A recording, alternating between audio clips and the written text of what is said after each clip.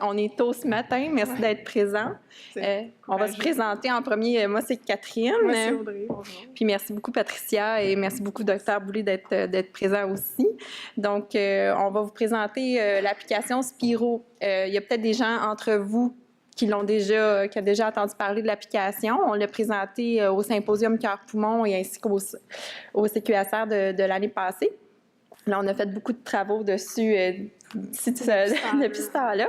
On va vous dire, l'application n'est pas encore disponible sur le Apple Store, mais ça s'en vient. On va vous en parler un peu plus au courant de la présentation. Puis, c'est ça. Donc, c'est moi qui vais débuter. Puis, Audrey, on est très spontané, vous allez voir. Là, donc, l'application. Puis, on la développe en partenariat, bien sûr, avec la chaire de Dr. Boulay, là, de transfert de connaissances et prévention en santé respiratoire et cardiovasculaire. Puis, ainsi, un autre partenaire, c'est l'Institut universitaire de cardio et de pneumo de Québec. Donc, on n'a pas besoin de vous rappeler que la maladie pulmonaire obstructive chronique, c'est un fardeau vraiment important, pas juste au Canada, bien sûr, mais partout dans le monde. C'est la 4e cause de décès. Puis, c'est majeur. Tu sais, une personne décède de la MPOC toutes les heures. C'est le tiers de l'ensemble des personnes qui meurent d'une maladie pulmonaire au pays. Donc, c'est une problématique énorme. Puis c'est au Québec, dans les provinces atlantiques, que le taux de mortalité est le plus élevé. Puis c'est une maladie, comme vous le savez, qui est sous-diagnostiquée. Donc, nous, on va vous parler un petit peu du test de spirométrie. Vous êtes quand même des experts là-dedans aussi. Là. C'est l'examen nécessaire pour objectiver le syndrome obstructif définissant la MPOC. Puis, malheureusement, on s'est rendu compte tôt dans notre curriculum de médecine, après notre premier cours on a un cours de pneumologie, un cours majeur, là, bien sûr, en première année.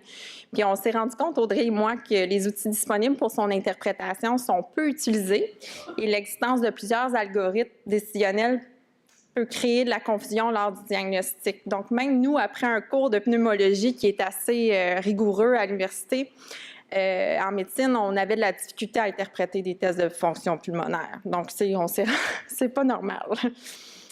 Donc, puis la spirométrie et la MPOC au Canada, bien, c'est assez problématique. Il y a le tiers des patients diagnostiqués avec une MPOC qui n'ont jamais eu de test de spirométrie.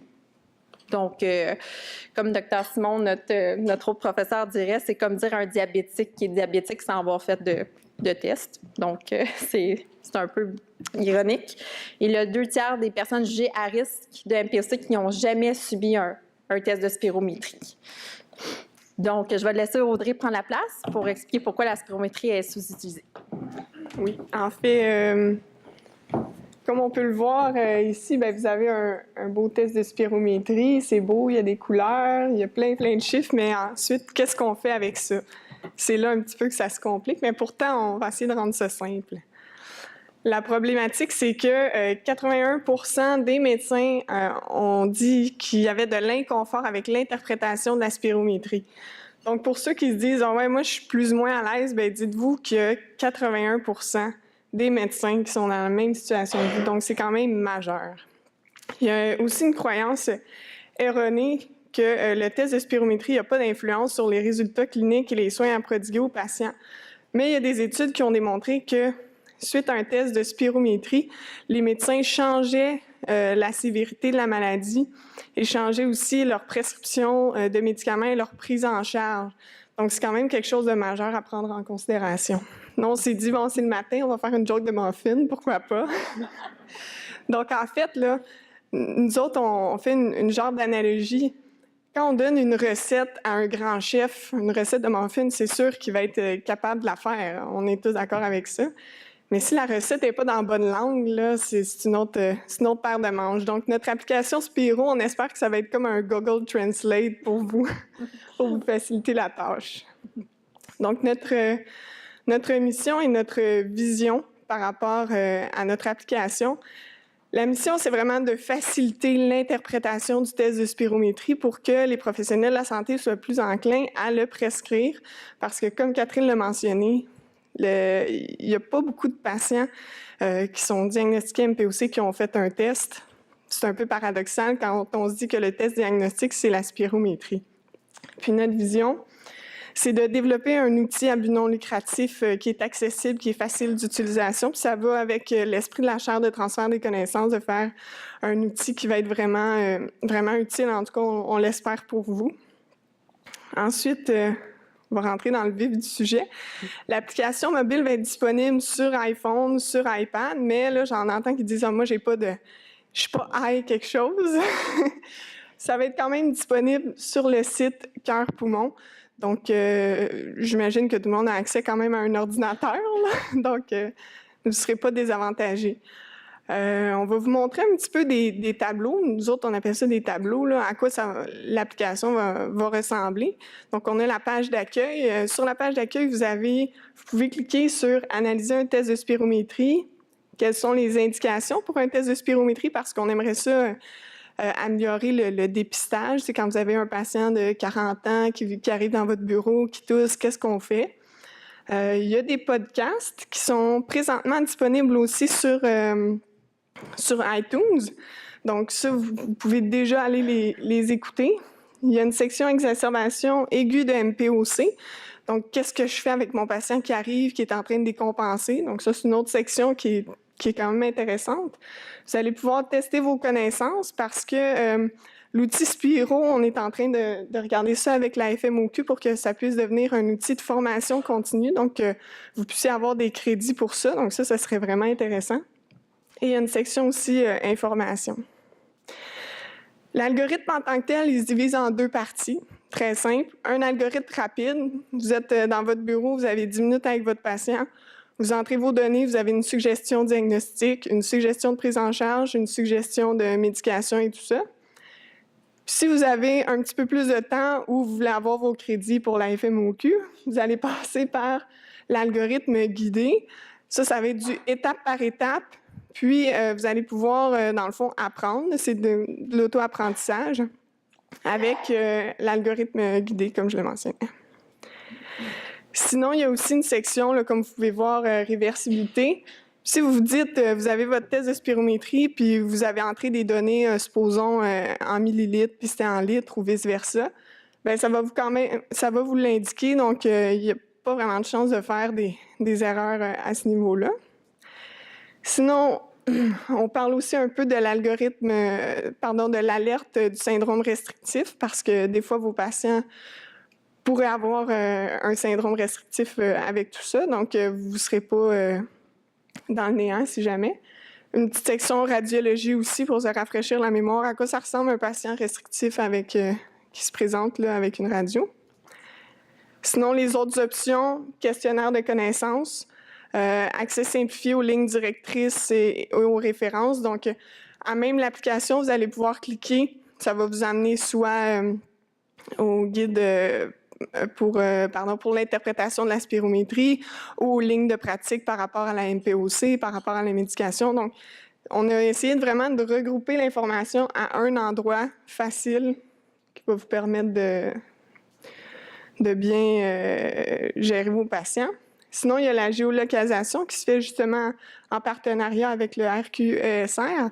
Donc, si vous avez un patient qui se présente à votre bureau puis que vous dites je suis désolée, il n'y a pas d'endroit où vous pouvez passer une spirométrie. Non, c'est faux. Vous allez cliquer sur géolocalisation et vous allez trouver l'endroit le plus près pour référer votre patient à un test de spirométrie. Donc, encore là, on espère que ça va faciliter votre tâche pour référer des patients. Il y a aussi des vidéos explicatives et, comme je l'ai mentionné tantôt, des balados-diffusions.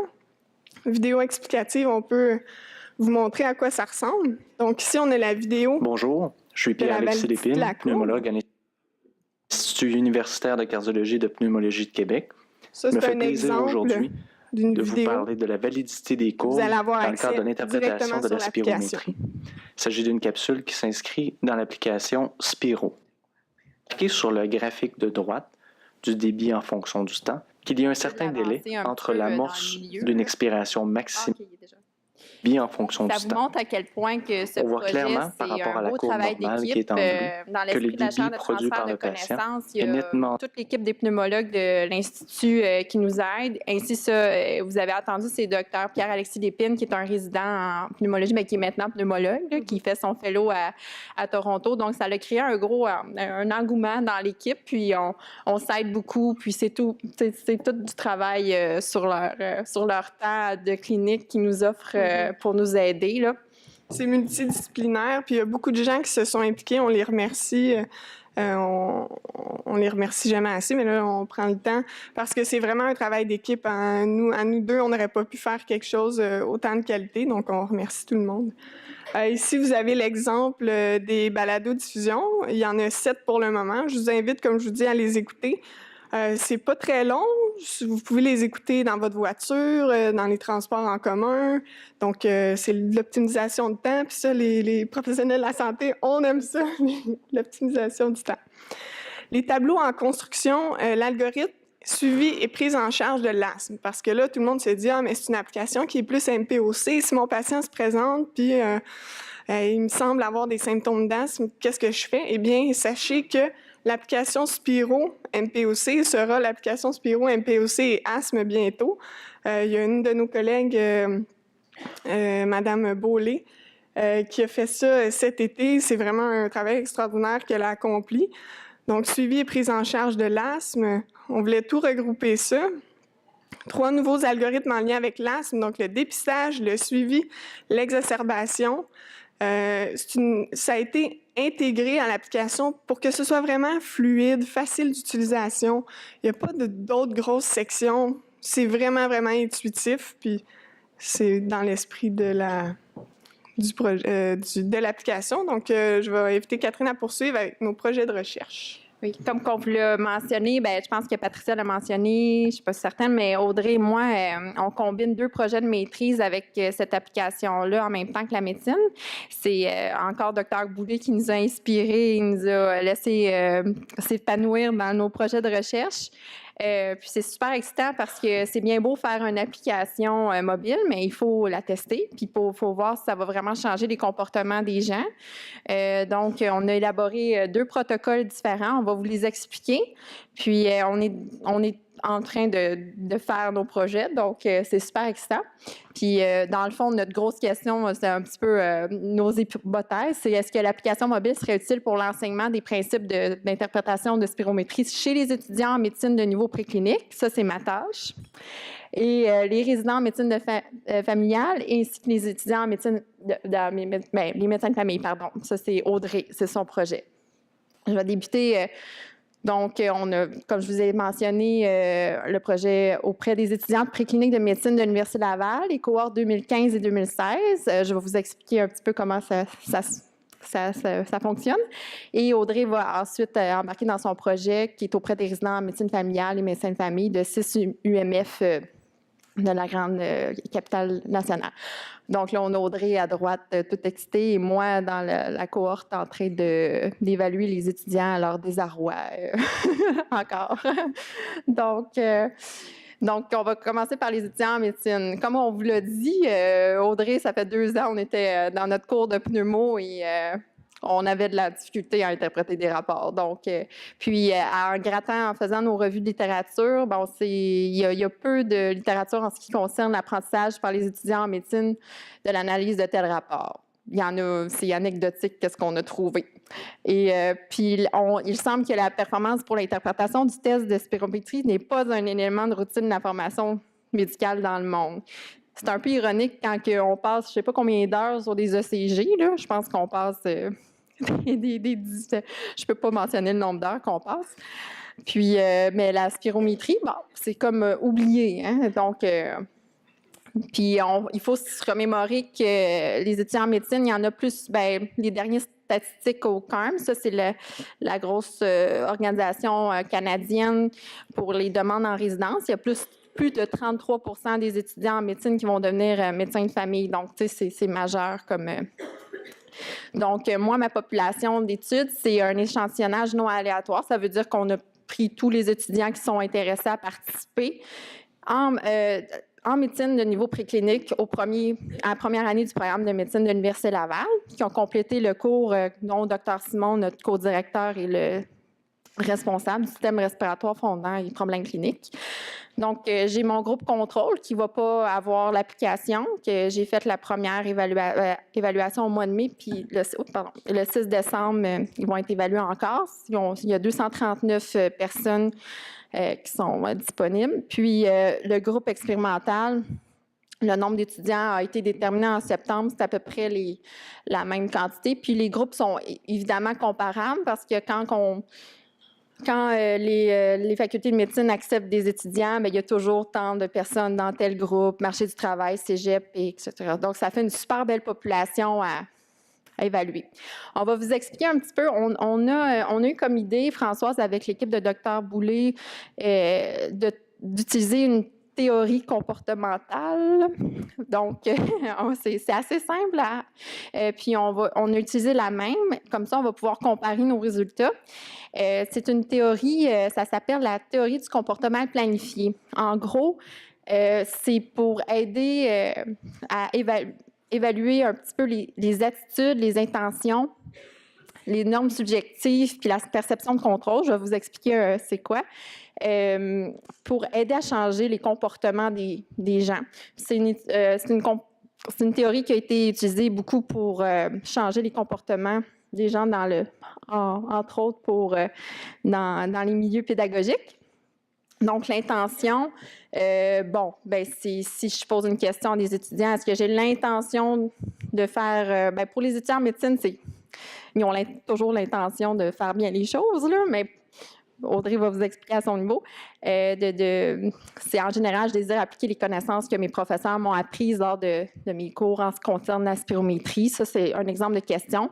L'attitude, un exemple de question, c'est que je crois que les appareils mobiles devraient me permettre de faire mon travail plus rapidement.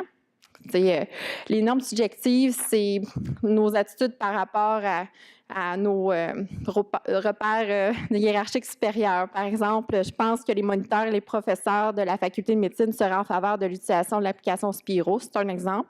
Puis la perception de contrôle, c'est comment on se sent capable de faire un comportement. C'est j'ai acquis jusqu'à maintenant des connaissances suffisantes pour interpréter un test de spirométrie, par exemple.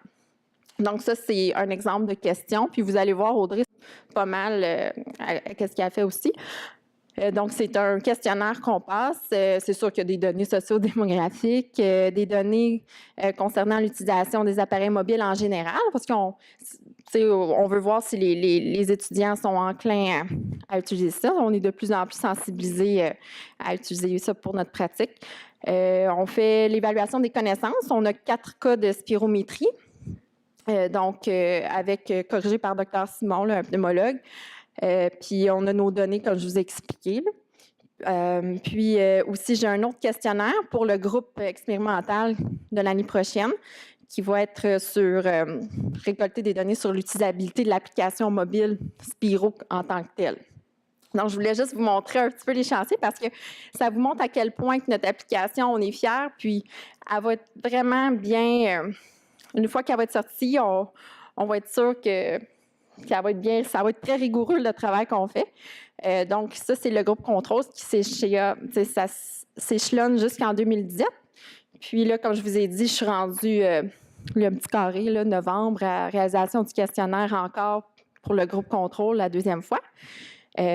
Puis ça, c'est mon groupe expérimental qui va débuter en mai 2017. Donc, puis on va remettre l'application mobile d'ici là. Puis là, je vous invite, je pense pas que tout le monde va être là vendredi, mais je présente un poster scientifique, une affiche des résultats préliminaires. Puis, vous ne serez pas surpris de voir qu'il y a juste 8 % des étudiants qui ont interprété les 4 cas de spirométrie correctement. Donc, ça, c'est des étudiants qui viennent de finir un cours de pneumologie très rigoureux, là, qui suit les recommandations canadiennes. Dans le fond, les facultés de médecine suivent l'agrément, puis on est tous standardisés, là. Donc, ils devraient être capables de réussir ça. Puis, on a eu toutes sortes de réponses, là, dont le rhume.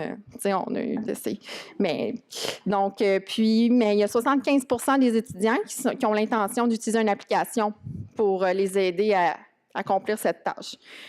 Donc, puis, vous voyez, le cas 4, il a été vraiment pas bien réussi. C'est un cas de syndrome restrictif.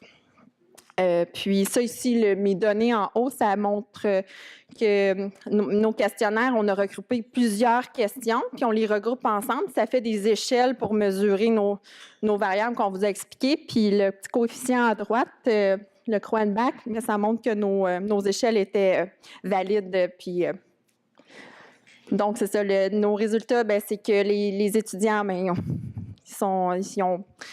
ils détiennent pas assez de... il ne faut pas dire qu'ils sont pas bons, là. Ils sont excellents, mais ils n'ont pas assez de perception de contrôle de l'interprétation de la spirométrie.